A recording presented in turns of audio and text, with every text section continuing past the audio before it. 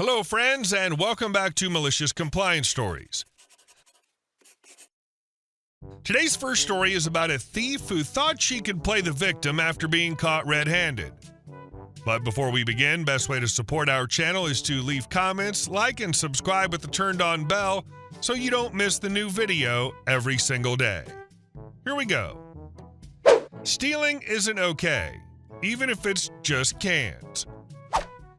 Yesterday, I was out running errands. It was one of those days where I had a list of stops to make, and I figured I'd kill two birds with one stone by bringing along a huge bag of cans I'd been collecting.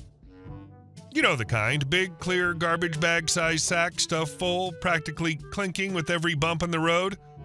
I tossed it in the bed of my truck, planning to swing by the bottle drop later. Around lunchtime, I decided to grab a bite. I pulled into a certain sandwich chain, let's just say it rhymes with Subway, and parked.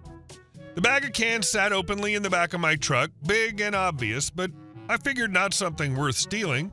Who swipes a big bag of cans in broad daylight? I went inside, ordered my food, ate quickly, and came back out maybe 20 minutes later. And that's when I noticed the bag of cans was gone, completely vanished from the bed. At first I thought maybe I was losing it, did I forget to put them in? But no, I definitely remembered tossing them back there.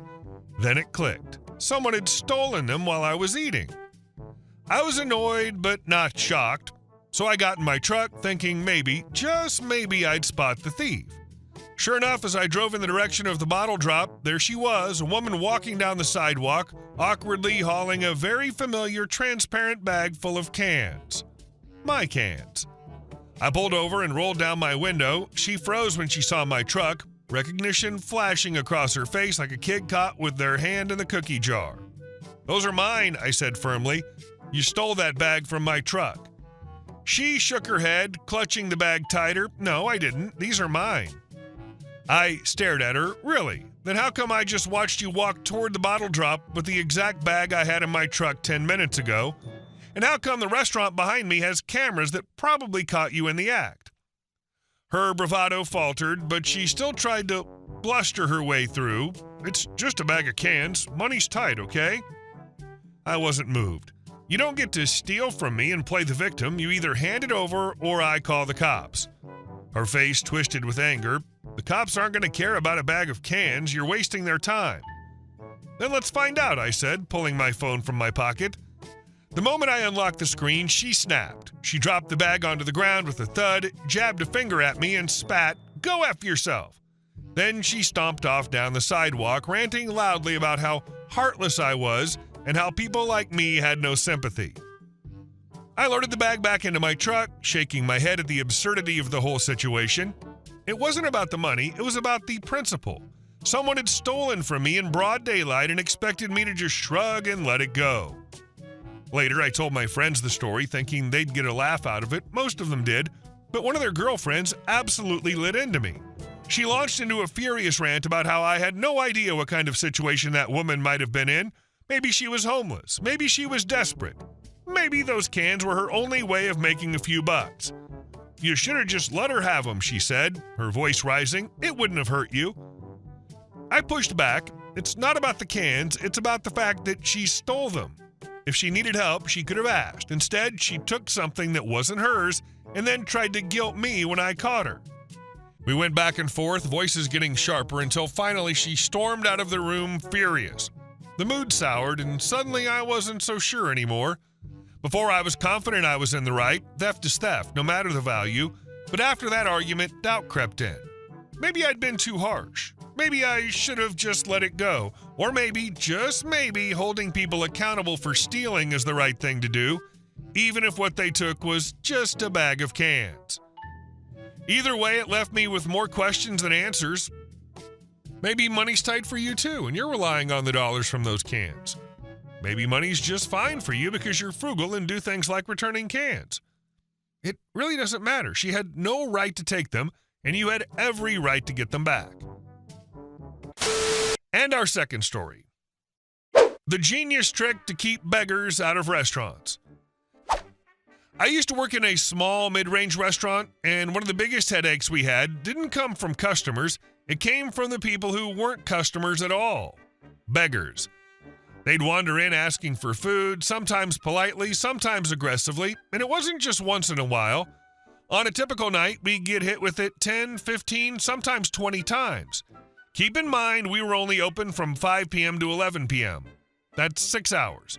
Imagine trying to run dinner service, keep tables turning, and deal with beggars popping in every 20 minutes on top of everything else. Most of the time, we said no, but some of them wouldn't accept no. They'd linger, argue, guilt trip, or even shout until we threatened to trespass them. It got old fast, and morale among the staff tanked because no one wanted to be the one stuck dealing with it. Finally, someone brought it up to the owner. Maybe he'd have a plan, or at least some sympathy, right? Wrong. He just shrugged, completely unfazed, and dropped this gem of wisdom. Why don't you just tell them that we only have vegan dishes to offer? That usually deters them. We all stared at him like he'd lost his mind. Vegan food wasn't exactly popular in our area. Our regular menu was hearty: steaks, seafood, burgers, pasta loaded with cream sauce.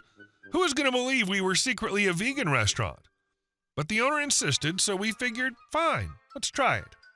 Turns out he was a genius. The very next time someone walked in asking for free food, I put on my most apologetic smile and said, "Sorry, the only thing we can offer tonight is steamed broccoli and carrots with tempeh. It's vegan." The man wrinkled his nose, muttered something under his breath, and walked right out.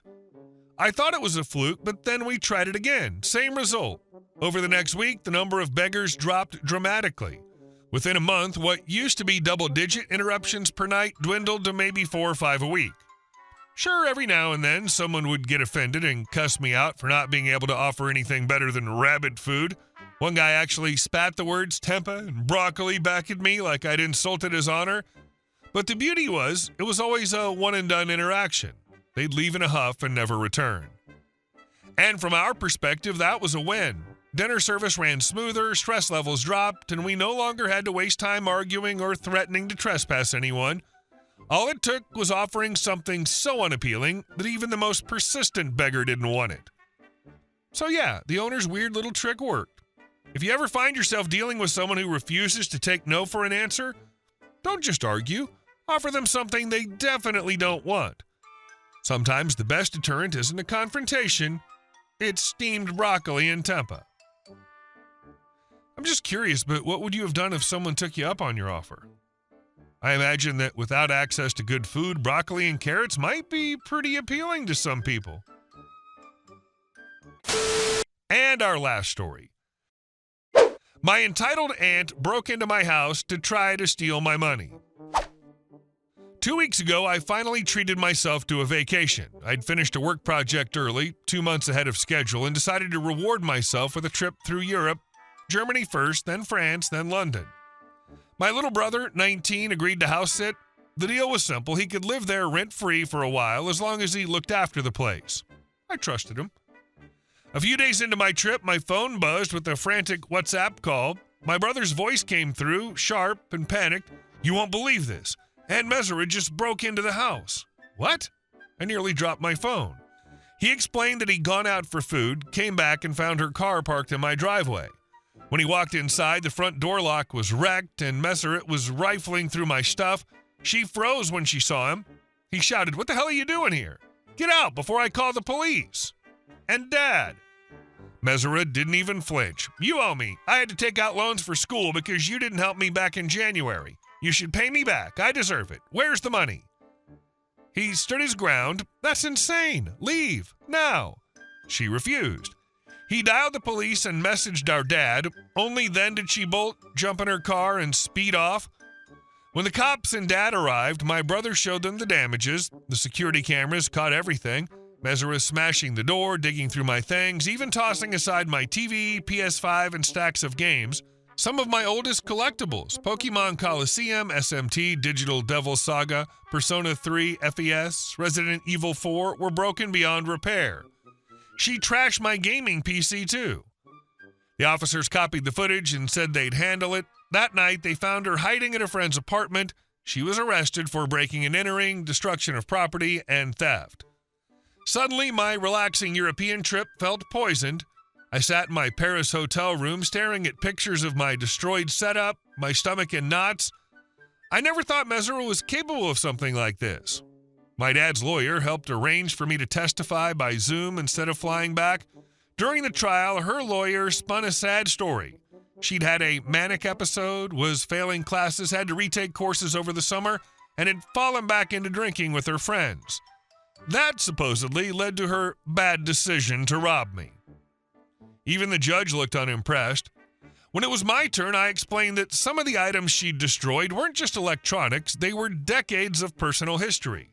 I told the court about the years of data and saved games lost, about how irreplaceable those items were. Truth, I had backups, but I didn't say that out loud. Mesera sat there, eyes darting, trying to look pitiful. She couldn't fake sincerity if her life depended on it. After an hour and a half of testimony, the judge delivered the verdict. Mesera was sentenced to 3 years in prison, not only for breaking in, but also for the stash of illegal stuff found in her car at the time of her arrest. She can shave off some time for good behavior, but for now, she's locked up. And then came the financial blow. She owes me $8,200 in damages.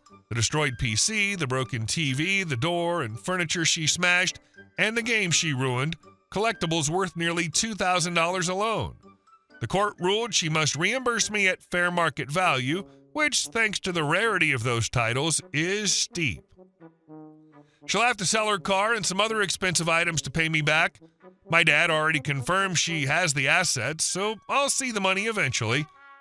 Of course, some relatives aren't happy. Over the past few weeks, I've received messages calling me selfish, entitled, even a backstabber. They're angry that I didn't let Mesera off easy, that I'm holding her accountable. But my immediate family, they're with me. They saw the footage, the wreckage, the sheer audacity, and they know I'm right. Now I'm back on the road, heading toward London. My trip isn't ruined anymore. It feels almost sweeter. Mesera thought she could break in, steal from me, and guilt trip her way out. Instead, she's sitting in a cell, 3 years on the clock, with a mountain of debt to pay me back. I also like that you didn't let family pressure sway you. Too often, people cave because it's family. But that just teaches the bad actor they can get away with it. Holding her accountable not only protected your property, it sent a message to everyone else that boundaries matter. Hey guys, thank you all for watching the video. I'll see you in the next one.